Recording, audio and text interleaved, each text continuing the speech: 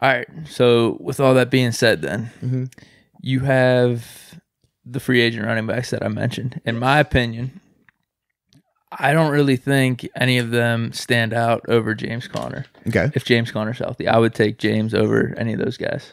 Now, do you believe he can stay healthy? That is definitely the question. So then you have Samuel and Snell, which I don't know. You're not completely confident they can be the number one guy and take over the load. Snell, you kind of hope that, but you don't really know based off everything we've seen this year.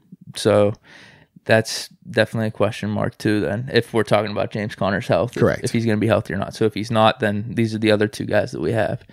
Now, if you look at the rookie running backs I just listed off, do you think any of them have the potential to be a Le'Veon Bell, Joe Mixon, to be better than Conner that will attract that type of attention? Because I think that's kind of where we're getting at then. What the Steelers would need at running this back. is the thing. I mean, are there some guys that are capable of that? Sure. Are we going to be in position to draft them? I don't know. I don't think they have a lot of those RBs going in the first round. I think they have them going late, second round. A lot of mocks have us taking one of those guys. Have us looking at Dobbins. Okay. Dobbins or Akers, yeah. Okay. But now Dobbins and Akers in the same category as like a DeAndre Swift or Jonathan Taylor? I don't know. That's kind of what I I'm personally asking. don't think so. Okay. But the best running back was Etienne, and he decided to go back to Clemson this year. Okay. Yeah. But here's the thing. I mean, we got Le'Veon in the second round. Well, no one knew Le'Veon was going to be Le'Veon. Let's not act like we said Le'Veon was Le'Veon when we were drafted by Michigan State, because that wasn't the case. Well, you could tell though rookie year, dude, he definitely made an impact. No, you knew he was going to be good. You would not know he was going to be a Le'Veon. Stop that. I know, 100%. Because I'm saying, like, you. when we're looking at these guys, I'm saying to myself, okay, who's the Saquon of this draft? Who's the Ezekiel Elliott of this draft? We're not drafting That's in the what I'm first saying. round. Yeah. So that's what we would need over Conner. You're saying, right? So I'm like, so drafting a dude in the second round, you don't think it's going to be that much of an upgrade? Well, when I say upgrade, this is how I look at it. Is the dude going to be young legs? Typically, young legs equate to fresh, equate to health, equate to him being able to play a full season, explosive the whole time. Technically, yes, then that's an upgrade. Is this dude going to have more speed over Conner? We know Conner isn't a blazer. Okay, sure, these young guys are faster. But the flip side is, okay, are these young guys up to speed in terms of their blocking capabilities? Are these young guys up to speed in terms of their receiving capabilities? Are these young guys up to speed in terms of their ball handling? Like, it's a lot that you're going to have to be asking yourself, because we talked about how this team has other things they need to fix, right? So where is your biggest priority? So wherever your biggest priority is, that's where you got to go early in the draft at. And I don't know what Kevin Colbert is doing in terms of, do I need to go running back first? Do I need to go tight end? Potentially wide receiver. I've seen some even mock is taking an edge, taking a pass rusher. Yeah. Just because, okay, this could be a one and done year for Bud Dupree, and then he's hitting the market. Yeah. So you don't want to be hoping and wishing that you could draft a guy in the first round next year or early next year. So that's another thing I've already seen. Yeah. I think those are the two positions really, running back, tight end. What was the other one? Outside linebacker. Outside linebacker. No, there was another one that you mentioned though in a previous podcast. What are kind of the big three? I think it was receiver. I think you said receiver. You said tight end, running back, and receiver. When I say think of that receiver, kind of like whichever one you want to go. I look at receiver as less of the priority, just because you have more proven, or I guess more productivity in those rooms compared to the tight end room right now and the running back room right now. But think of that though, that we're in a really good spot. Oh, we are, absolutely. In terms of defense, we have pretty much everything set for this year. And then even offense, I know I mentioned this before. I feel good if we didn't have a draft, we didn't have free agents. Okay.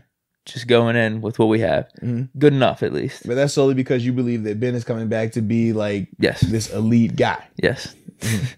Well, the names are there too. The talent's there. You're just almost kind of names are there. Yeah, Juju, Deontay, James Washington. Dude, what?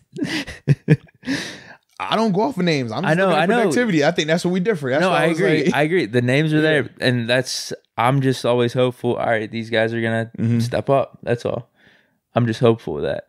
Whereas you're more or less, this is what I've seen. I'm only going off what I've seen. Correct. And I'm going off of, they're working out hard right now. And post the pic on IG, we good, bro. Ain't nothing wrong with that, man. And dude, and Ben's coming back. So I mean, where the luxury is basically what I'm saying. So if we're adding to the running backs, we're adding to the receivers, we're adding to the tight end. That's just house money, in my opinion. Okay. So with that second and third round pick and what we're talking about with these running backs, do you do that then? Do I do what? Take one of these running backs? Yeah. Are you good with taking? Let's just say one of those bottom three then, like Cam Akers, the dude from LSU, Moss. Yeah, I wouldn't mind it just because it's going to bring competition into that room. I think. But you don't see them as a Saquon right off the bat. They could develop into something like Le'Veon. Think those dudes that we're naming, they could definitely develop into a top tier running back. But as of right now, just because I understand like how difficult that is to come in and be that guy. Those are like once in a lifetime generational talents, which is why they go top 5, especially as a running back. If you're going top 5 as a running back, like that's freaky. Yeah. And like I said, Le'Veon developed into that. Now, the biggest thing with Le'Veon was him understanding to lose the weight. That was the biggest thing. When he did that, everything changed for him. Yeah. So when I look at those running backs, I'm like, even if you're bringing them in now, I look at it for the competition element of it. That's going to push James Conner to either rise up. And if he can't stay healthy, well, now you don't have to worry about it. You already have his successor. It challenges Benny Snell, makes him have to compete. So I think all of those things are good. They're also cheap in terms of the business side of it. So that way you're not in cap hell, because obviously right now our cap situation is very bad. Unless, of course, the CBA gets agreed, then it's like a bump in the money that goes along to the cap. So that helps the players, or that helps the team out.